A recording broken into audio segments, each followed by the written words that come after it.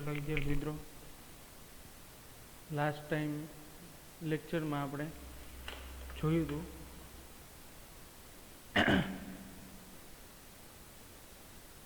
11th સાયન્સની અંદર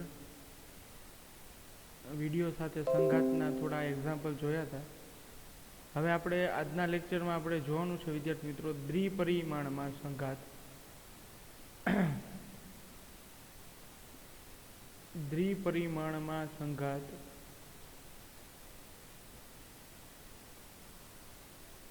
તો એમાં આપણે 2D લેવાનું છે, 2 ડાયમેન્શન, અને એના માટે સ્થિતિ ઉર્જાના સમીકરણો સરખાવવાના છે, શરૂઆતની સ્થિતિ ઉર્જા અને અંતિમ સ્થિતિ ઉર્જા. અને એનું એક સૂત્ર જે છે એ નીટમાં પૂછાઈ ગયું છે, એટલે ખાસ એ એક અત્યારે ખાસ કરી નાખીએ. દ્વિપરિમાણ સંઘાત અને જે નીટમાં પૂછાઈ ગયું છે લાસ્ટ ટાઈમ, છોકરાઓ લાસ્ટ ટાઈમ છેલ્લે નીટમાં એક MCQ પૂછાણો હતો, સોરી લાસ્ટ નહીં બટ એના આગલા એક્ઝામમાં દ્વિપરિમાણ સંઘાત પરથી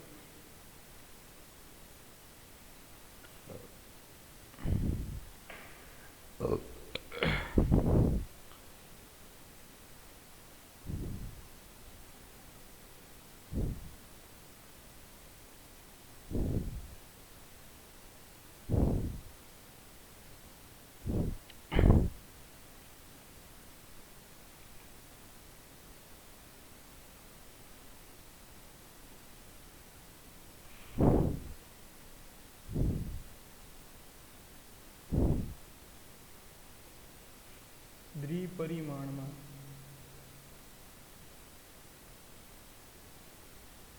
સંઘાત સમજાવો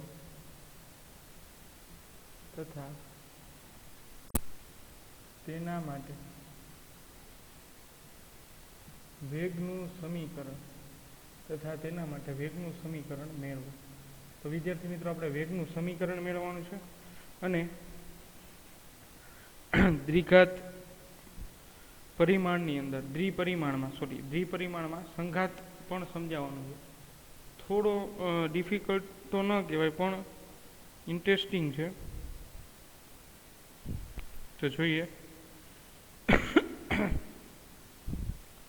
થોડું છે ને અહીંયા ધ્યાન આપવાનું છે. પેલા આકૃતિ જે છે ને એ દોરી આપણે, તો તમને થોડો વધારે સંઘાત સમજાશે આકૃતિ પરથી.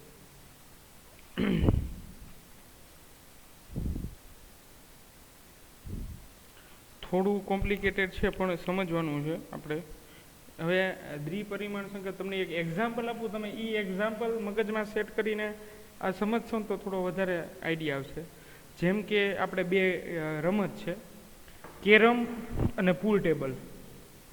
તમને વિદ્યાર્થી મિત્રો ખ્યાલ હોય તો કેરમ અને પૂલ ટેબલ એ રમત આવે છે.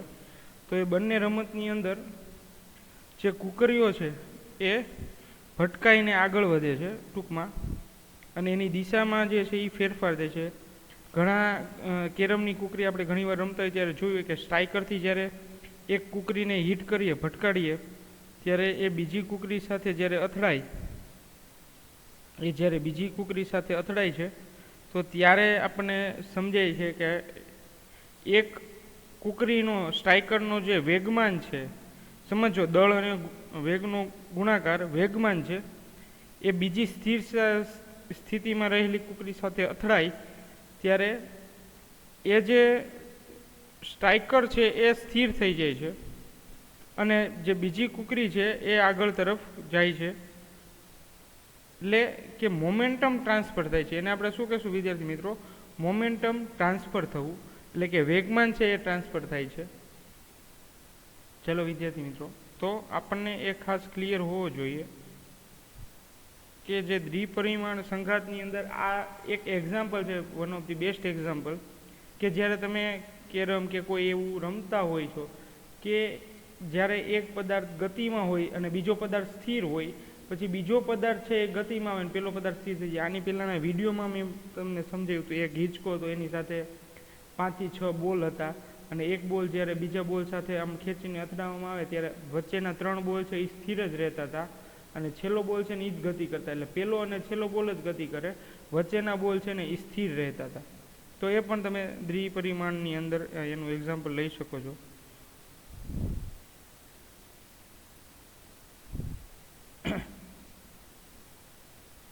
તો જોઈએ વિદ્યાર્થી મિત્રો આપણે દ્વિપરિમાણ સંઘાત. ત્યારબાદ તમને જે કાંઈ એક્ઝામ્પલ એવા આવે તો એને ઓરિયન્ટ રાખીને, એને ધ્યાનમાં રાખીને તમે સમજવાનો પ્રયત્ન કરશો તો એ તમને વધારે સરખી રીતે તમને જે છે એ સમજાશે. દ્વિપરિમાણમાં સંઘાત. ચલો જોઈએ તો આકૃતિ જે છે એ પહેલાં સમજીએ વિદ્યાર્થી મિત્રો. આકૃતિમાં ખાસ ધ્યાન રાખજો, આકૃતિ જ મેઇન છે.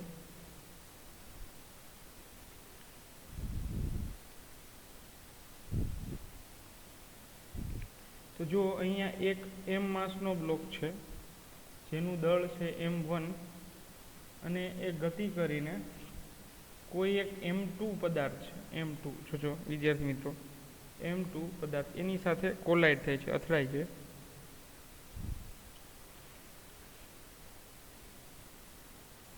એ દરમિયાન આ જે m1 માસનો બોલ છે એ આ તરફ ગતિ કરે છે અને બીજો બોલ છે આ એ અહીંયા ગતિ કરે છે. હવે આ છે એ પહેલા શરૂઆતમાં સ્થિર છે, જોજો વિદ્યાર્થી મિત્રો, સ્થિર છે. એટલે આપણે આવી રીતે યામાક્સ પદ્ધતિ લઈએ તો થોડું વધારે સમજાય. આ માઇનસ વાય, આ જે છે એ પ્લસ વાય થશે.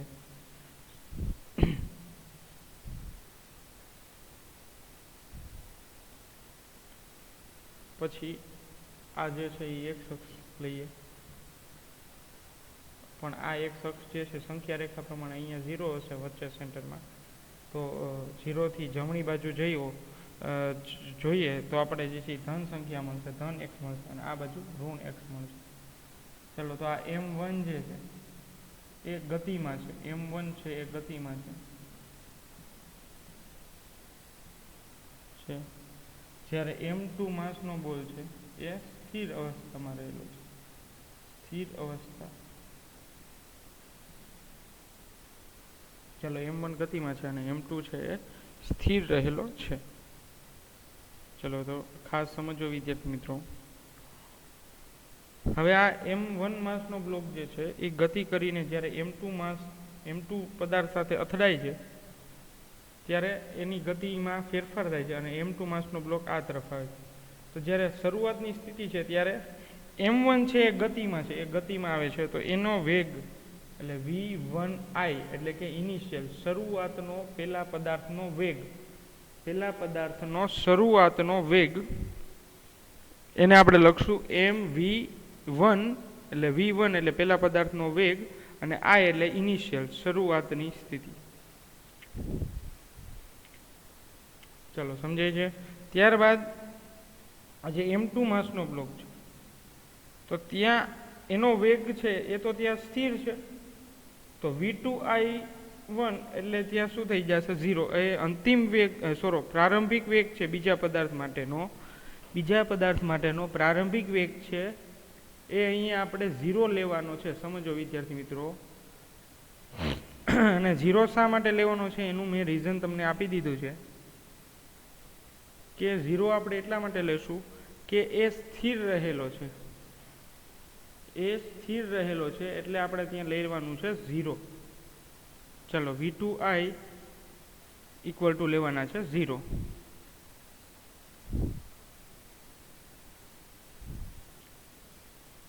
હવે જો થોડો એંગલ બનાવે છે, x અક્ષ સાથે એંગલ બનાવે વિદ્યાર્થી મિત્રો, x અક્ષ સાથે ખૂણો બને તો એને આપણે શું લઈએ છીએ? cos થીટા લઈએ છીએ. શું લઈએ છીએ વિદ્યાર્થી મિત્રો? cos થીટા લઈએ છીએ. તો આપણે ખ્યાલ હોય તમને તો આપણે કોર્ડિનેટ સમજતા હતા કે ભાઈ આ જે છે આ cos થીટા, સપોઝ કે આ કોઈ વેક્ટર છે, r વેક્ટર છે, આ x એક્સિસ, આ y એક્સિસ. તો r વેક્ટર જો આની સાથે થીટા કોણ બનાવે તો એ વેલ્યુ થશે cos થીટા અને આ જે છે એ થશે sin થીટા. શું થશે વિદ્યાર્થી મિત્રો? sin theta. y અક્ષ સાથે જે ખૂણો બનાવે એ થશે sin થીટા. તો આ જે y અક્ષ સાથેનો જે કમ્પોનન્ટ છે, y અક્ષ સાથેનો વેગનો કમ્પોનન્ટ, તો v1 sin થીટા આવશે. શું આવશે વિદ્યાર્થી મિત્રો? v1f sin theta. v1f એટલે કે ફાઇનલ વેલોસિટી, અંતિમ વેગ. પહેલા પદાર્થનો અંતિમ વેગ, એટલે પહેલો પદાર્થ અહીંયા આવીને ક્યાંક સ્થિર થતો હશે તો V1F અહીંયા આવીને ક્યાંક સ્થિર થાય, તો આના બે ઘટક લીધા છે મેં. V1I પદાર્થ તો અહીંયા પહોંચી ગયો છે, M1 આ જે છે અથડાઈને અહીંયા પહોંચી ગયો છે, પણ એના મેં બે ઘટક લીધા છે, V1F sin θ અને V1F cos θ. આ જે ઘટક છે એ બનશે V1F cos θ. V1F આ સફિક્સમાં નાનો આવશે F, સમજો વિદ્યાર્થી મિત્રો. V1F cos θ લેવાનું છે. V1 સફિક્સમાં F એ શું લેવાનું છે? cos θ. ચલો, એ જ રીતે આ જે એંગલ છે એ છે V2F cos θ. V2F cos θ સમજાય છે? સમજમાં આ રહે? V2F cos θ અને આ જે છે એ બનશે V1F sin θ. ચલો સમજે છે? V2F sin θ.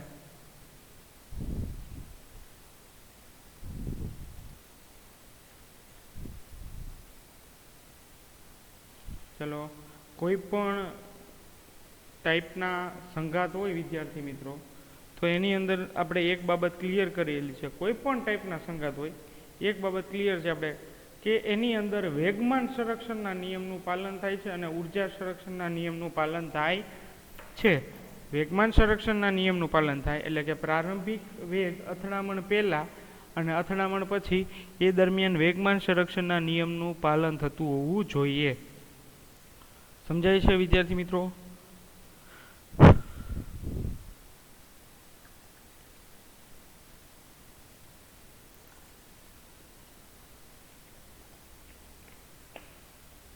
હવે બીજી વસ્તુ એ જોવાની છે કે અહીંયા ઉર્જા સંરક્ષણના નિયમના પાલન છે એ ત્રણ રીતે થાય છે. કે ભાઈ અથડામણ થાય એટલે જોયા જ આપણે કે ધ્વનિ ઉર્જામાં રૂપાંતર થાય, ધ્વનિ ઉર્જામાં રૂપાંતર થાય છે. પછી ભટકાય એટલે લાઇટિંગ થાય છે, એટલે પ્રકાશ ઉર્જામાં પણ રૂપાંતરણ થાય છે. ધ્વનિ ઉર્જામાં રૂપાંતર થાય, પ્રકાશના સ્વરૂપમાં પણ રૂપાંતરણ થાય છે. અને ત્યારબાદ ધ્વનિમાં, પ્રકાશમાં અને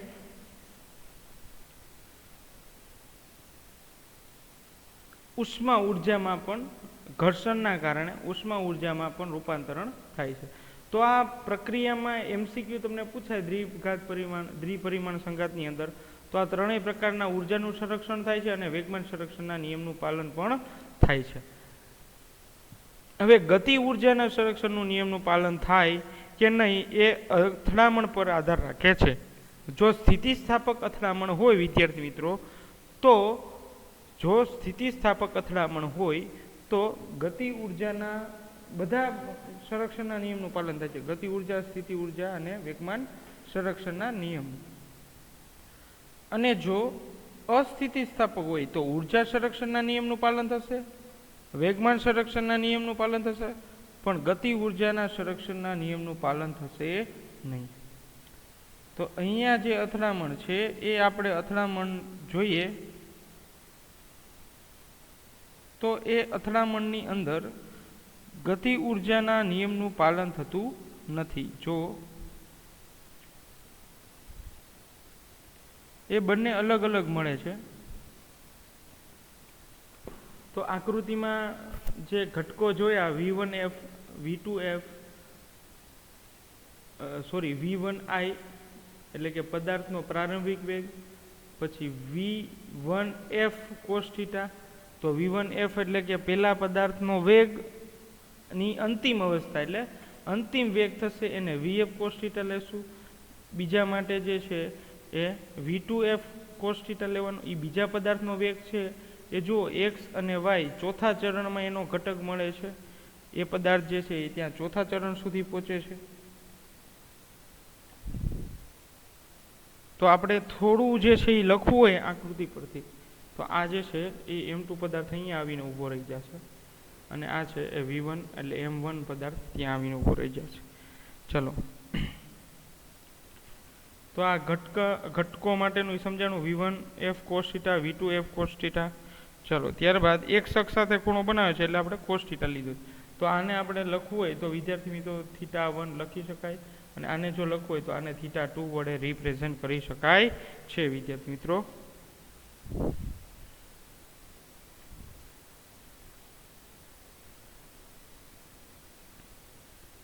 હવે થોડું આકૃતિ પરથી લખાણ જે છે આપણે લખવું હોય તો લખી શકાય કે આકૃતિ પરથી M1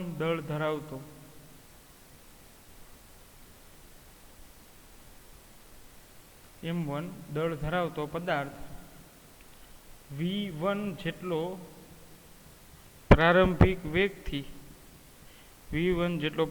વેગથી સ્થિર રહેલા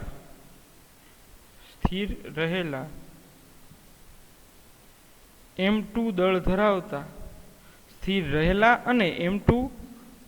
ધરાવતા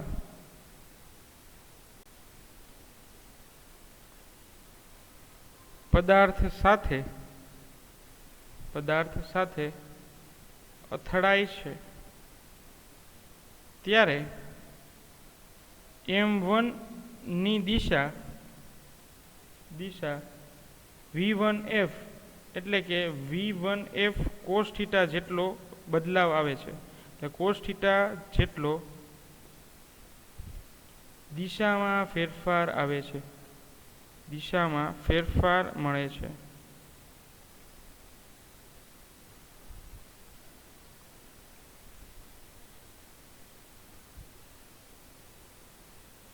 ચાલો, તો cos θ જેટલો ફેરફાર મળે છે અને ઓમાં જે છે એ બીજા પદાર્થમાં V2F જેટલો cos θ ઘટક જેટલો ફેરફાર મળે છે. ચલો, આ અથડામણ પહેલાની સ્થિતિ. હવે અથડામણ બાદનું લખવું હોય તો અહીં લખવાનું કે અથડામણ બાદ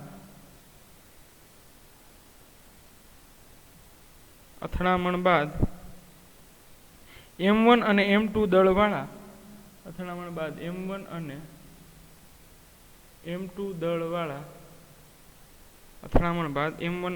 દળવાળા ગોળાઓ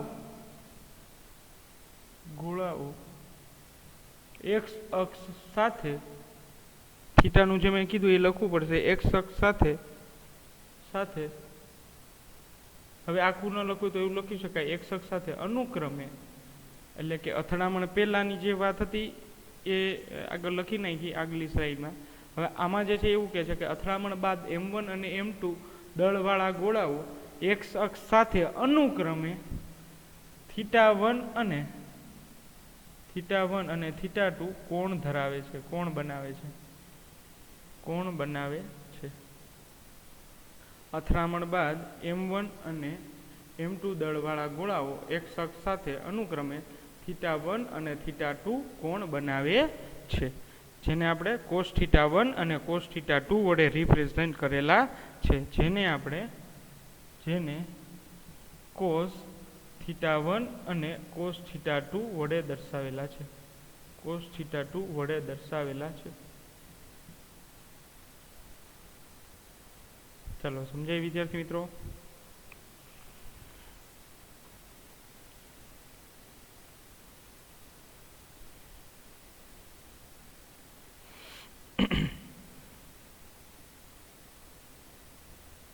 હવે આપણે જે છે એ અથડામણ પહેલાનો કેસ જોઈએ અને પછી જે છે અથડામણ પછીનું જોઈએ. એટલે બેને આપણે કમ્પેર કરીએ કે અથડામણ પહેલાનું વેગમાન અને અથડામણ પછીનું વેગમાન.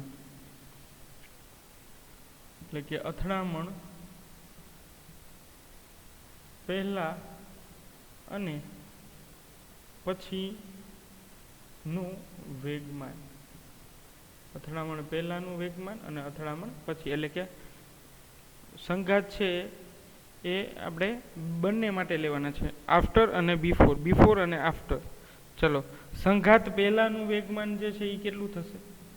સંઘાત પહેલાનું અથડામણ પહેલા જે છે એ વેગમાન મળે છે એ, તો એ કેટલું મળે છે વિદ્યાર્થી મિત્રો? M1 V1I plus M2 V2I. ચાલો, આ વેગમાન થયા ને, દળ અને વેગનો ગુણાકાર. એવી રીતે બંનેના વેગમાનનો સરવાળો લીધો છે અથડામણ પહેલા.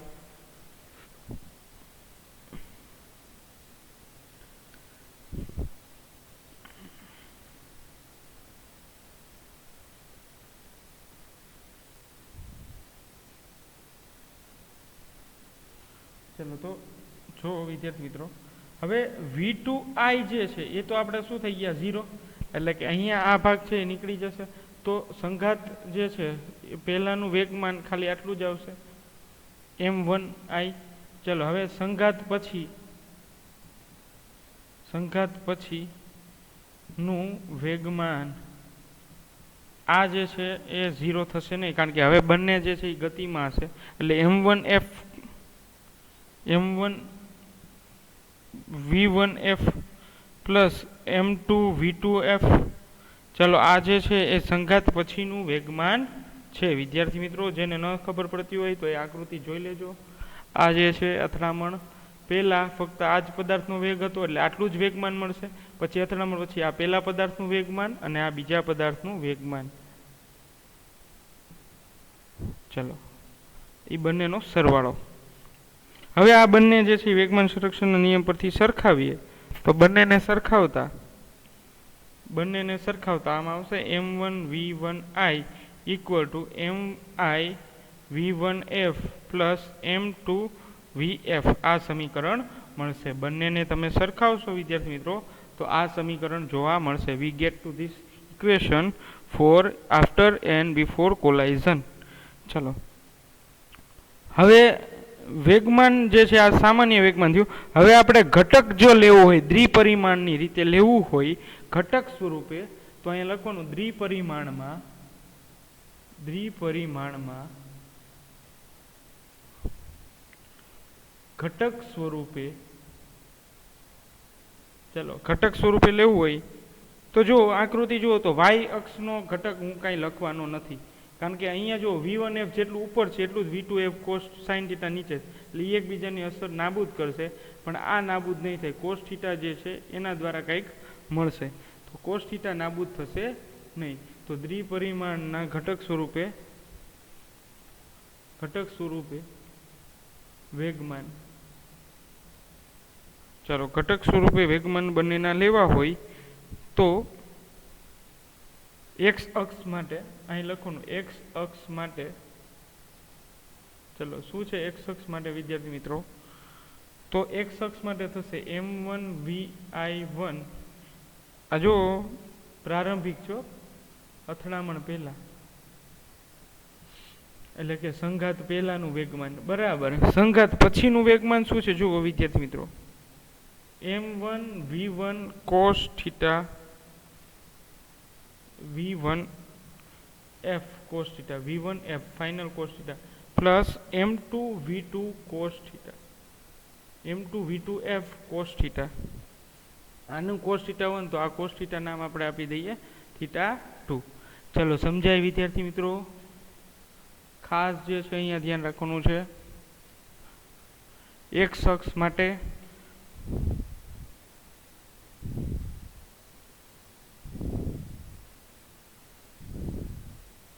જો લખેલું છે થીટા શું દર્શાવે છે ને બધી વસ્તુ આરામથી જુઓ.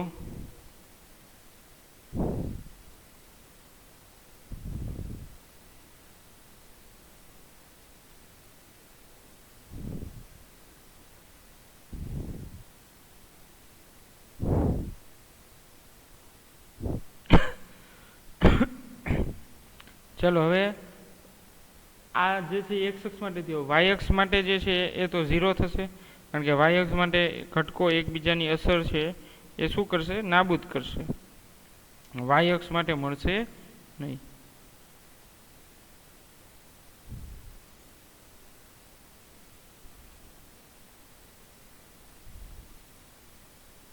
ચલો તો y અક્ષ માટે 0 થશે.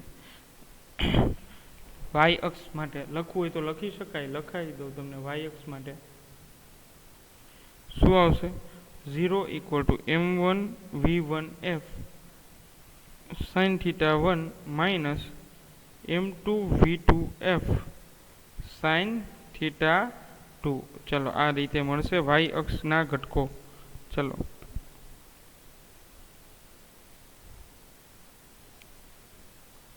હવે સંઘાત પછી ગતિ ઉર્જાનું પણ સંરક્ષણ થાય છે વિદ્યાર્થી મિત્રો. સંઘાત બાદ ગતિ ઉર્જાનું ઉર્જાનું સંરક્ષણ થાય છે. તો આપણે કમ્પેર કરવું પડશે. જો બંનેનું થતું હોય સંરક્ષણ, તો સંરક્ષણ તો જ કહેવાય કે પહેલાં અને પછી. સંરક્ષિત તો જ કહેવાય પહેલાં અને પછી બંને માટે સેમ હોય. તો સંઘાત પહેલાની ગતિ ઉર્જા, ચલો વિદ્યાર્થી મિત્રો, સંઘાત પહેલાની ગતિ ઉર્જા શું મળશે આપણને? હાફ mv1i નો સ્ક્વેર, પહેલા પદાર્થના વેગનો સ્ક્વેર, પ્લસ હાફ mv2i નો સ્ક્વેર, એટલે ઇનિશિયલ, બે માટે ઇનિશિયલ. હવે બીજી જે પ્લસ પછી જે ટર્મ લખી છે એ થઈ જશે વિદ્યાર્થી મિત્રો 0. બીજી મેં ટર્મ લખી છે એ થઈ જશે 0. શા માટે? કારણ કે v2i ઇક્વલ ટુ જે છે એ 0 છે. v2i ઇક્વલ ટુ છે 0, એટલે કે બીજા પદાર્થનો વેગ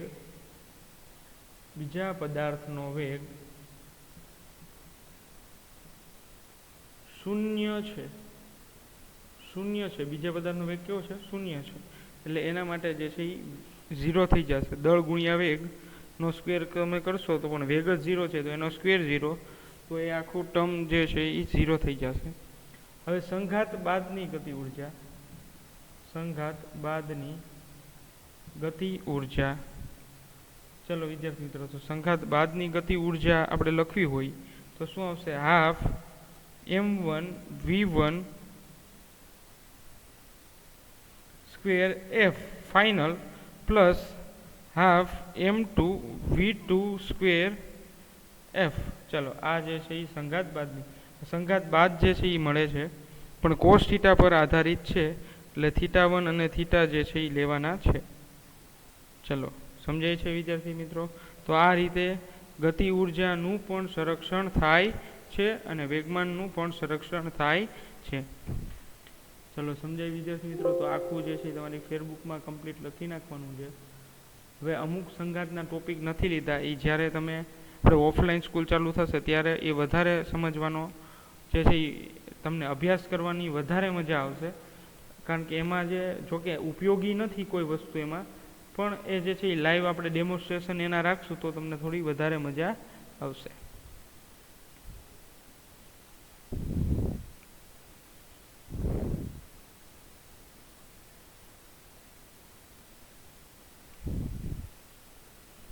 ચાલો વિદ્યાર્થી મિત્રો, ત્યારબાદ આપણે જોઈએ કે હવે નેક્સ્ટ લેક્ચરમાં જ રાખવું જોશે સેશન. હવે નેક્સ્ટ લેક્ચરનું સેશનમાં આપણે જોશું છેલ્લો પોઈન્ટ છે, એ પણ જરૂરી નથી, પણ હવે એક છેલ્લો પોઈન્ટ છે એ લઈ નાખીએ ચેપ્ટર નંબર 6માં. ન લઈએ તો ચાલે, પણ એની અંદર આપણે થોડું રિવિઝન જેવું એ રાખશું, બધા સૂત્રો પણ લઈ લેશું, અથવા તો અમુક MCQની જે છે ચર્ચા કરશું.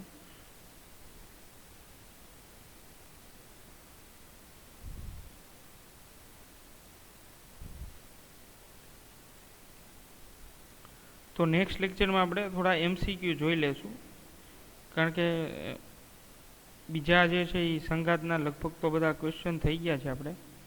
તો નેક્સ્ટ લેક્ચરમાં મળ્યા વિદ્યાર્થી મિત્રો.